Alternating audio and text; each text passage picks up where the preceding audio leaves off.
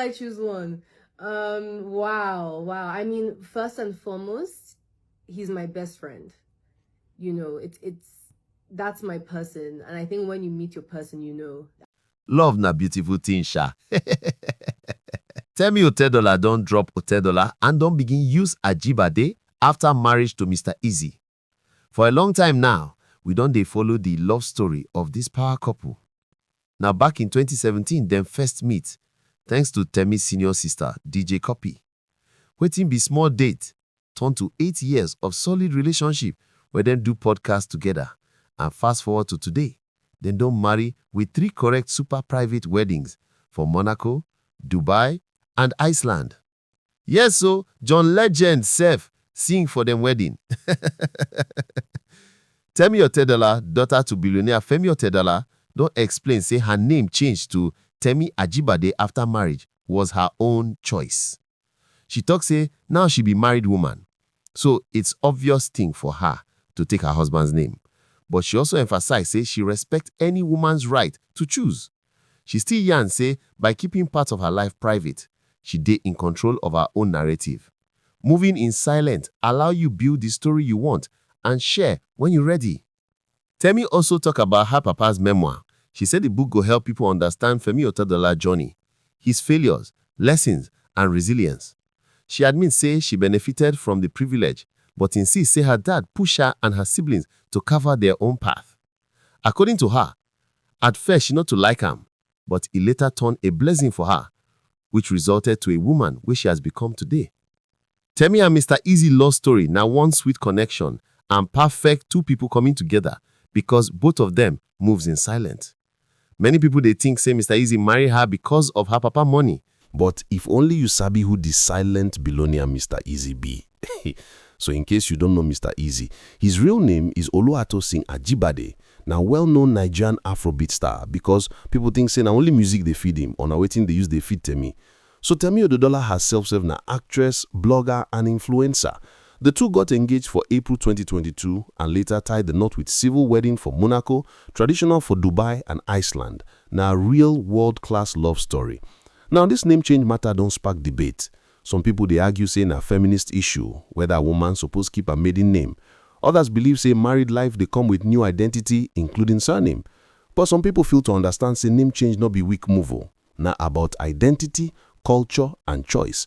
Even people who are born into privilege need to make their own decisions. Control your narrative. No let social media control your story or your tradition. Marriage no mean say you go lose yourself. You fit still balance your roots with your new life.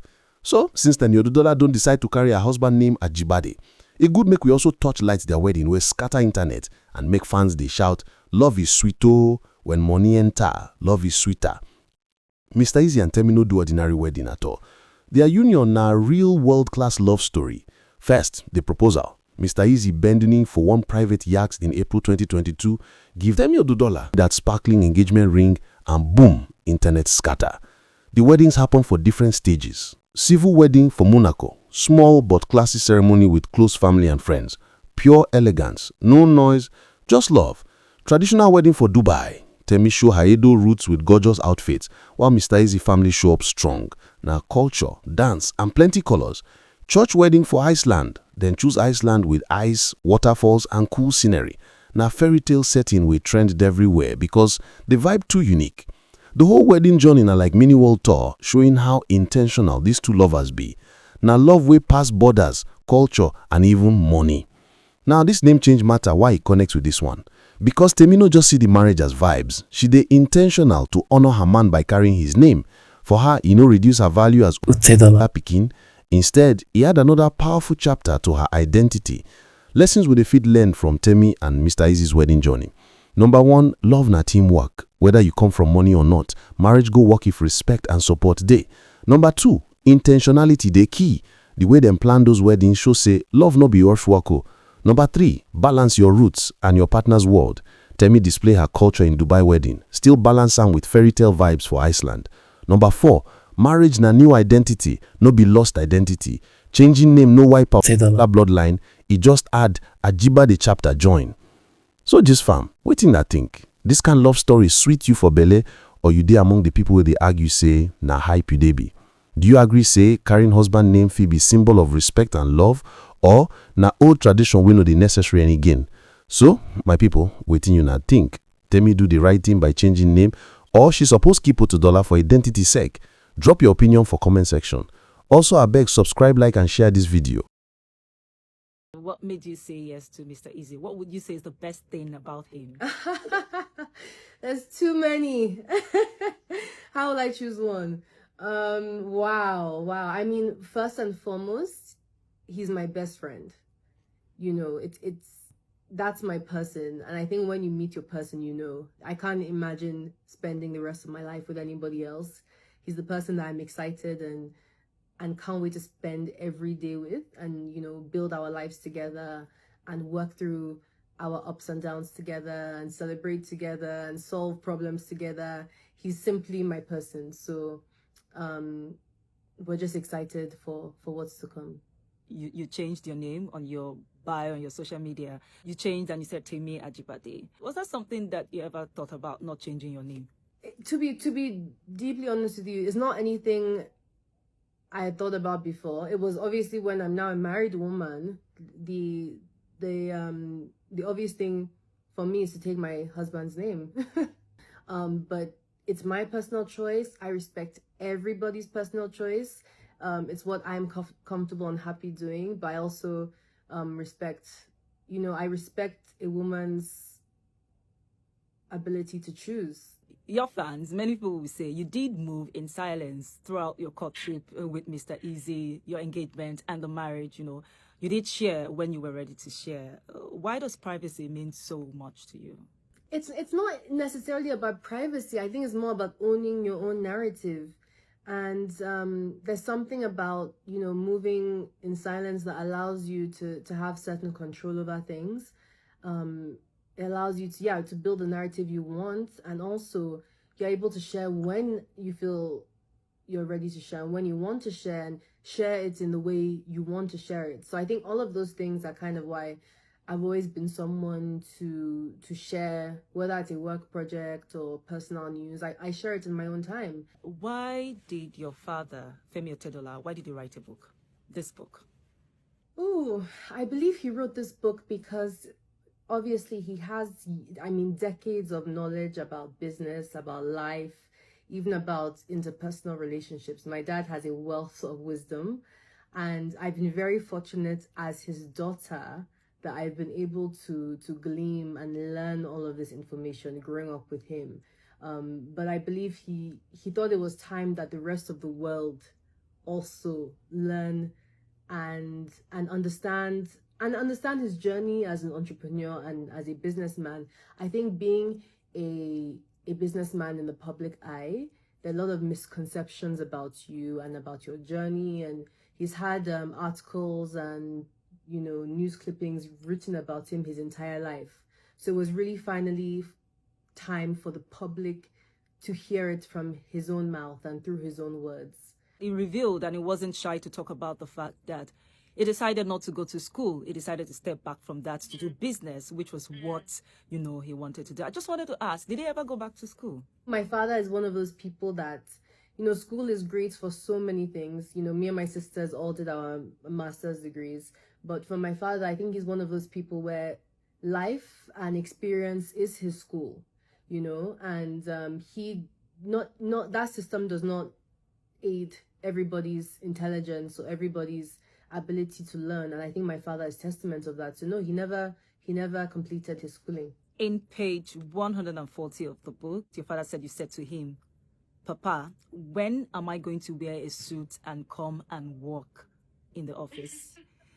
Yeah, and he said this because he said they had decided, you know, that no family members or his children were going to work for him. How did that make you feel, and how would you say that shaped you into the entrepreneur and creative you are today? I think it was one of those things that initially you're disappointed by, because, you know, growing up with him, of course, me and my sisters were like, ooh, you know, maybe one of us will take after daddy and all that he's doing. But it ended up being a blessing because he encouraged us to forge our own paths, right? He was not that father who was like, okay, you know, this is the family business, you're going to take after me, and you're going to copy and paste my life. He actually allowed us to come out of his shadow in many different ways, which is fantastic. And he saw that, okay, this is the path that God has ordained for me. Do you think that being the daughter of Temi Otedola, it puts you ahead, basically? Do you think it does that? Oh, absolutely. You'll never hear me on record saying it doesn't. I think it's very important for people who are privileged, and people, especially people who are born into privilege, to acknowledge that leg up they've gotten in life. I think it would be very unfair to say that I've gotten no opportunities, or it's been an even playing field. I would highly disagree with that, and I don't think it's fair for, you know, people to hear that, because it kind of it makes you actually ungrateful for your privilege and the opportunities you've been given. Maybe the caveat I would add is that, you know, you could give somebody a leg up in life, and it's what they do with it. What do you think is the biggest thing that your father was trying to share to the public? I think the thing that inspires me most about my father, and he touched on heavily in the book, is that the end, even when you feel like you're at the end, or, you know, you've fallen so low that you don't think you can get back up. I mean, he's very honest here about when he was at the lowest of his life, and how he thought that there was actually no way out at that time. But it is his resilience. It's that faith that if you pick yourself back up and you recenter yourself on your dreams, that there's always a way back. You're in a position where your partner has come from a very wealthy background. A lot of times, you know, women will be like, oh, you know, they want to get a guy that has this or that. Yeah. And then sometimes guys will be like, hey, I want to be with a girl that's wealthy too. Yeah. In your situation, Yeah. when I realized it was one time, it was that her dad bought them all Ferraris. Yeah, all Ferraris. And that was like, it was like a brown one, a blue one, and a pink one. one. And obviously, it's not a sense of, oh, I'm here to take money, but it's like, there must have been intimidation. Like, one thing she always says is, like, from the first, you knew that, okay, this is my man. We met in 2017. So this is like, yeah, I'm hot. But, you know, it's possible for you to be hot and everybody's singing your song, but you ain't got shit in your bank account. Yeah. I wasn't where I am now. So if he was meeting me where I am now, I have my own venture capital company where I've invested in over 10 businesses across the world, from Latin America to Africa. And my label is now, you know, worth a couple millions of dollars. But this is like she meeting me pre that. One thing I've noticed, a lot of the people I've met with power, they don't show it. There's the Ghanaian saying that goes like, Sika and Pedede. Money don't want noise. A lot of true wealth, especially when it's old money, don't make noise. It wasn't a thing of, oh, I'm this, I'm that. It was just two people meeting each other, mutual respect for each other, and then, you know, connecting.